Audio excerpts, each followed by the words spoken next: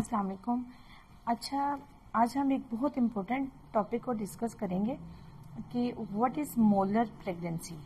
Molar pregnancy क्या है?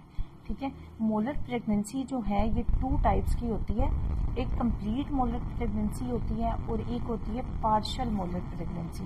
इसे आम जुबान में अंगूरी हमल भी कहा जाता है। अच्छा, इसमें होता क्या है कि जब अंडा और स्पर्म मिलता है तो कुछ जेनेटिक प्रॉब्लम की वजह से एक नॉर्मल हमल नहीं ठहरता।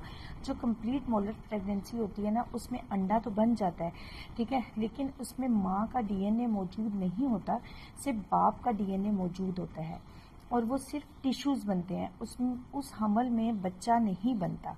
ठीक है। अच्छा, जो होती है पार्शियल मोलर प्रेगनेंसी, उसमें बच्चा तो बनता है बट एबनॉर्मल बनता है। उसके कुछ एज़ा बनते हैं और कुछ नहीं बनते। इसका ट्रीटमेंट क्या होता है? इसके ट्रीटमेंट में हम इस प्रेगनेंसी को कंटिन्यू किसी भी सूरत नहीं कर सकते। इसकी डीएनसी ही की जाती है, यानी कि बच्चादानी की सफाई कर देते हैं।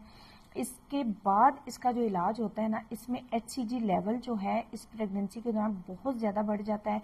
तो आपको फॉलोअप के लिए डॉक्टर बुलाती रहती हैं ताकि आपका HCG लेवल चेक करते रहें कि वो नॉर्मल की तरफ आ जाए।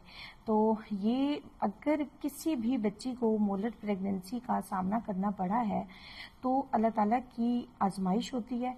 इसे सब्र और शुक्र के साथ, दुआओं के साथ बर्दाश्त कीजिए। अल्लाह ताला कुरान पाक में फरमाते हैं कि हर मुश्किल के बाद आसानी ज़रूर होती है।